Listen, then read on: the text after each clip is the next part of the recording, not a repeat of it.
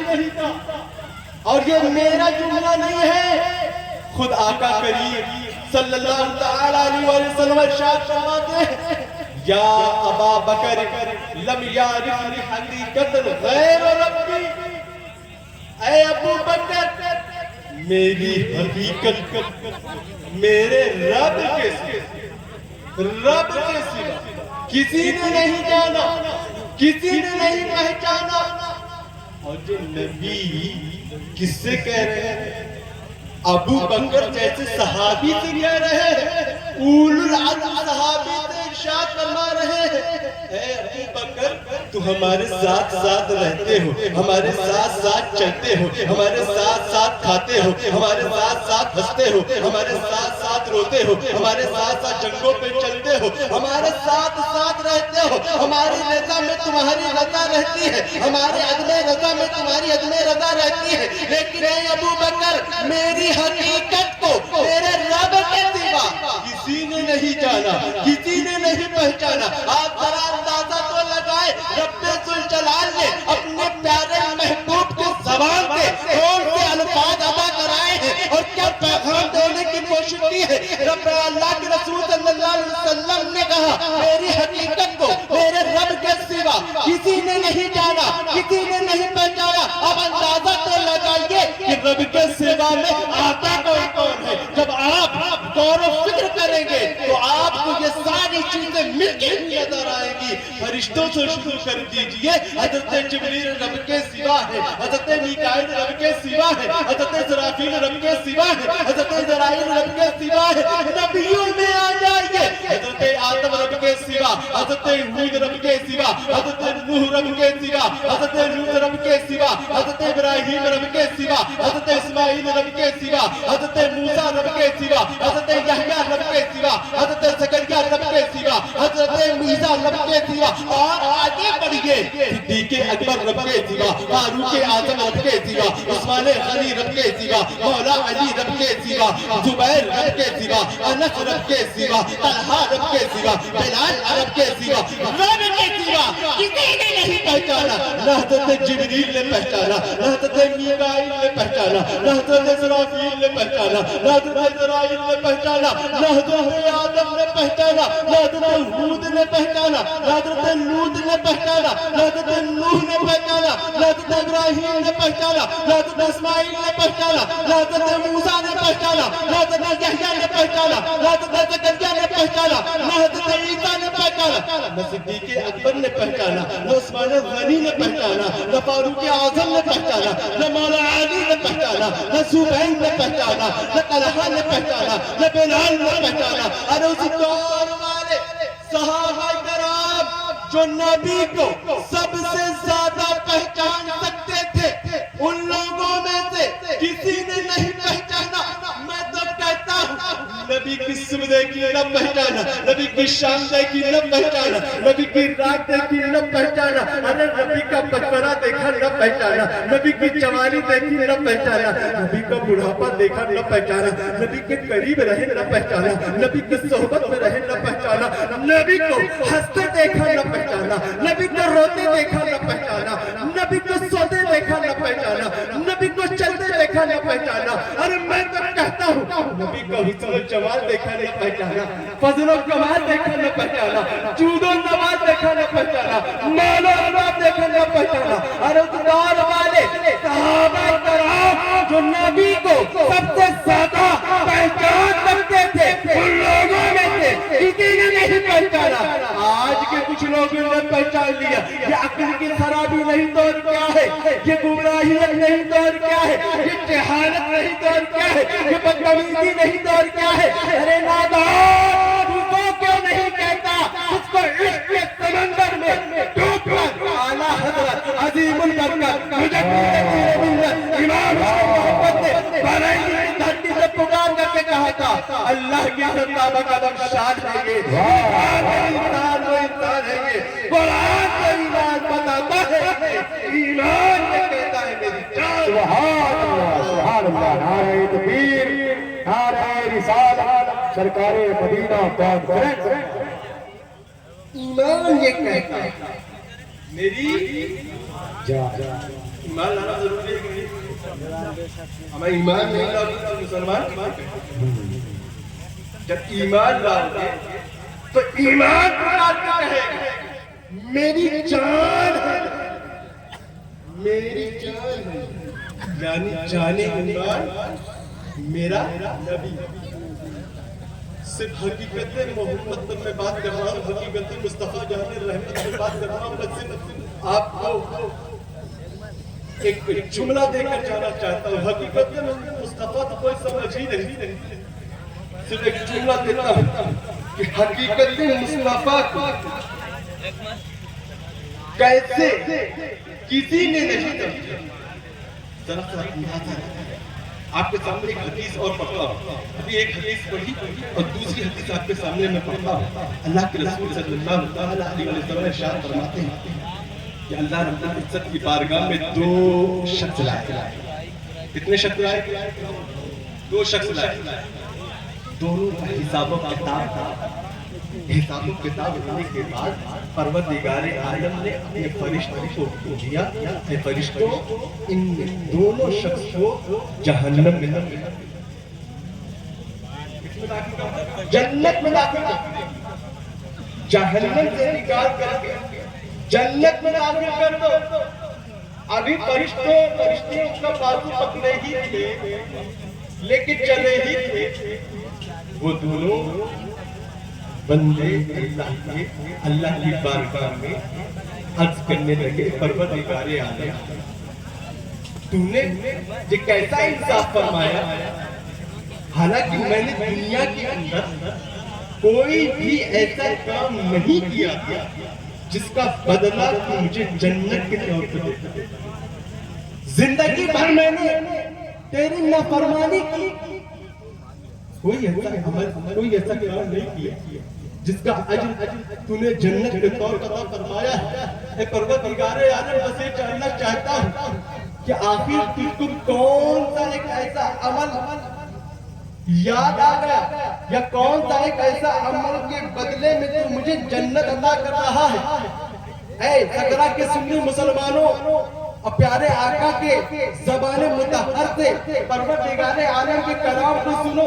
اللہ رب العزت ارشاد فرماتا ہے، اے بندو یہ سچ ہے کہ تو نے دنیا کے اندر سے میری نافرمانی کی ہے، تیرا حصہ تو جہنم میں تھا، لیکن اے میرے بندو سنو، قسم ہے مجھ کو اپنی عزت اور اپنے جلال میں نے اپنے اوپر لازم کیا ہوا ہے کہ میرے بندوں میں سے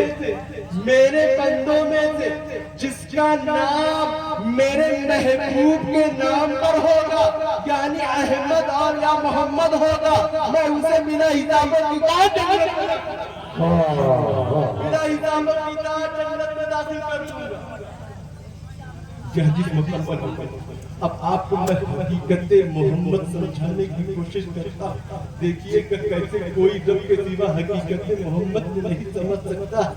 اما جب نام محمد کی برکت اتنی ہے، جب نام محمد کی برکت اتنی ہے کہ جنت مل جائے تو ذات محمد، جب نام محمد برکت جنت مل جائے تو ذات محمد کا مقام کیا ہوگا؟ ایک جملہ دیتا ہوں، اما نام محمد کی برکت سے جنت مل جاتی ہے اور جہاں قدم محمد پڑ جاتا ہے وہ جنت کے اندر ہو جاتی ہے۔ یہ ذات محمد، اما جب قدم محمد کا یہ عالم ہے تو سینہ محمد کا عالم، جب سینہ محمد کا یہ عالم ہے تو رخسار محمد کا عالم ہے، جب رخسار محمد کا یہ عالم ہے تو پیشانی محمد کا عالم ہے، جب پیشانی محمد کا یہ عالم ہے تو سر محمد کا عالم کیا ہوگا؟ اما جب سر محمد کا یہ عالم ہے تو پورے وجود کا عالم کیا ہوگا؟ اما جب وجود کا یہ عالم ہے تو روح محمد کا عالم کیا ہوگا؟ اما جب روح محمد کا یہ عالم ہے تو نور محمد کا عالم کیا ہوگا؟ اما جب نور محمد سمجھ میں آ رہی ہے تو حقیقت محمد کہاں سمجھ میں آئے گی؟ اسی لیے تو اللہ کے رسول صلی اللہ علیہ وسلم نے ارشاد فرمایا یا ابا بکر لم یعرفنی حقیقتا غیر ربی، اے ابو بکر میری حقیقت کو میرے رب کے سوا کوئی نہیں جان سکتا، کوئی نہیں پہچان سکتا۔ اب میں ایک جملہ یہاں لے رہا ہوں، علماء کرام تشریف رکھتے ہیں، رات اس میں یہ ہے، بات اس میں یہ ہے کہ میرا نبی رحمت للعالمین بنا کر کے اس دنیا میں بھیجا گیا ہے۔ اب اس رحمت للعالمین کی حقیقت تو رب العالمین بھی بنا رحمت للعالمین کی حقیقت کو رب العالمین ہی بیان کر سکتا ہے۔ عزیزان ملت اسلامیہ، اسی اول العزم نبی سے اللہ تبارک و تعالیٰ ارشاد فرما رہا ہے اِنَّا أَعْطَيْنَكَ الْكَوْثَرَ، اے محبوب میں نے آپ کو کوثر دیا۔ کیا دیا؟ کوثر کے ساتھ میں صرف اس آیت کا ترجمہ کر دوں گا، اپنی جگہ لے لوں گا۔ کیا ملا ہے؟ کس کی جانب سے؟ اللہ کی جانب سے۔ کس کو ملا ہے؟ نبی کو۔ کس کے نبی؟ ہمارے نبی، تمہارے نبی، سارے جہاں کے نبی کو کوثر ملا ہے۔ تو ذرا پتہ تو چلے کہ پروردگار عالم نے اپنے محبوب کو کیا دیا، کیا دیا۔ تو کوثر ملا ہے اللہ کی جانب سے نبی کو۔ کوثر کسے کہتے ہیں؟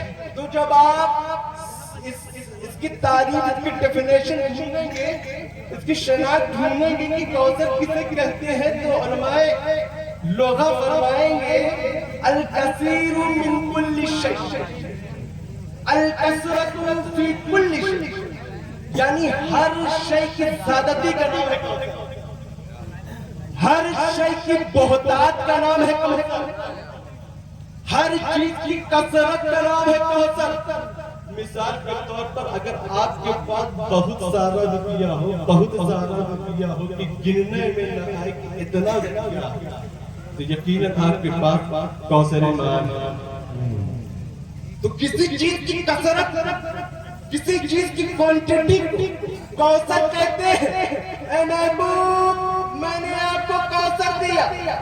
کسی کے پاس علم کی کثرت ہوگی تو کہا جائے گا کہ علم میں کوثر دیا، کسی کے پاس عمل کی کثرت ہوگی تو کہا جائے گا اس کو کوثر عمل ہے، حسن جمال کی کثرت کو کوثر حسن جمال کہا جائے گا، مال و اسباب کی کثرت کو کوثر مال و اسباب کہا جائے گا، جود و نمال کی کثرت کو کوثر جود و نمال کہا جائے گا، فضل و کمال کی کثرت کو کوثر فضل و کمال کہا جائے گا۔